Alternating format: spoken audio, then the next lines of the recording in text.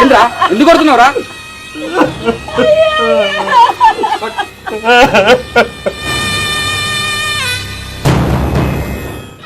ఎందుకు కొడుతున్నానా? నెల నెల పింఛనత్తా అంటే సగం పైసలు ఉంచుకొని సగం పైసలు ఇస్తలేరు. వీళ్ళని కొట్టుడు కాదు, నరికి నరికి పోగులు పెడతా వీళ్ళను. అదా ఆ విషయం ఉండ్రా. కనకం సుహర్షిత ఎవరు? మా బిడ్డ. కనకం సుహర్షిత్ ఎవరురా? మా కొడుకే. రేయ్, తల్లిదండ్రులు అంటే ఏమనుకుంటున్నావురా? తన కడుపులో పుట్టిన నీ గురించే కాకుండా నీ కడుపులో పుట్టిన పిల్లల గురించి ఆలోచించవలేరా నీ తల్లిదండ్రులు అంటే? ఏందమ్మా కారం పట్టుకున్నావు? ఈ 60 ఏళ్ళ ఆరాటం 20 సంవత్సరాల తర్వాత నీ పిల్లల భవిష్యత్తు కోసం ఆలోచించుకోండి. నీ పిల్లల్ని వాళ్ళ కళ్ళలో పెట్టుకొని కాపాడుతుంటే నువ్వు వాళ్ళ కళ్ళలో కారం పట్టుకొని చూస్తావా? ఏమున్నావమ్మా నువ్వు? చూడమ్మ ఒక్కసారి వాళ్ళ ముఖం చూడండి. మీరు మనసులా వీళ్ళు నాడికి వచ్చి ఏమన్నా తెలుసా? వీళ్ళు కూడబెట్టి 500 రేపు 1000 లక్షలు అవుతాయని నీ పిల్లల పేరు మీద పోస్ట్ ఆఫీసులో జమ ఎత్తుర్రా, చూసుకో.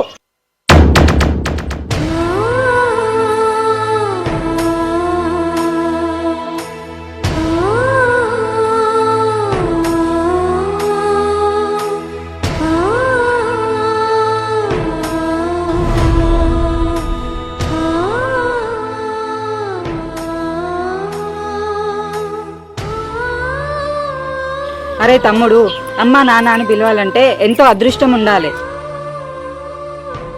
వాళ్ళకి సేవ చేయాలంటే ఎంతో పుణ్యం ఉండాలి. ఎందుకంటే ఆ బాధ నాకు తెలుసు, వాళ్ళని కోల్పోయాను కాబట్టి. నీకు చిన్నగా ఒక విషయం చెప్పనా?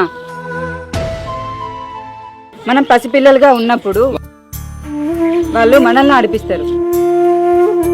వాళ్ళ వయసు అయిపోయిన తర్వాత మనం వాళ్ళని ఆడిపించాలి. అంతేరా వాళ్ళు కోరుకునేది.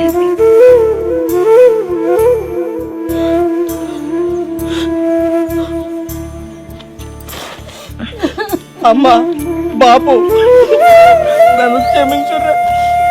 మీ ముందు చూపు అర్థం చేసుకోలేక మిమ్మల్ని అపార్థం చేసుకున్నా. పెంచుల నన్ను పింఛుల కోసం ఇబ్బంది పెట్టిన తప్పైపోయిందమ్మా.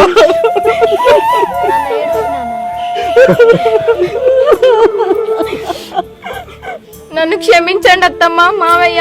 మీరు మా పిల్లల భవిష్యత్తు గురించి ఆలోచిస్తున్నారని తెలుసుకోకుండా మిమ్మల్ని అనరాని మాటలని నన్ను క్షమించండి అత్తమ్మ. ఈ పాపిష్టి కొడుకులు క్షమించరా?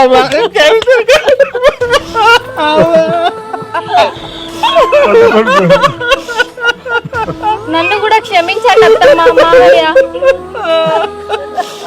అమ్మా, బాబు, దేవుని మిమ్మల్ని నా చేతులతో కాళ్ళతో వెళ్ళిన బాబు తప్ప.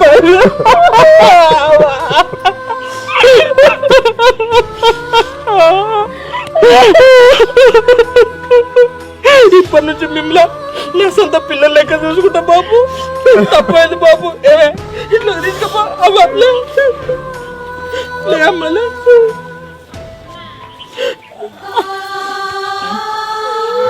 ఇంట్లోకి మారి బాబు.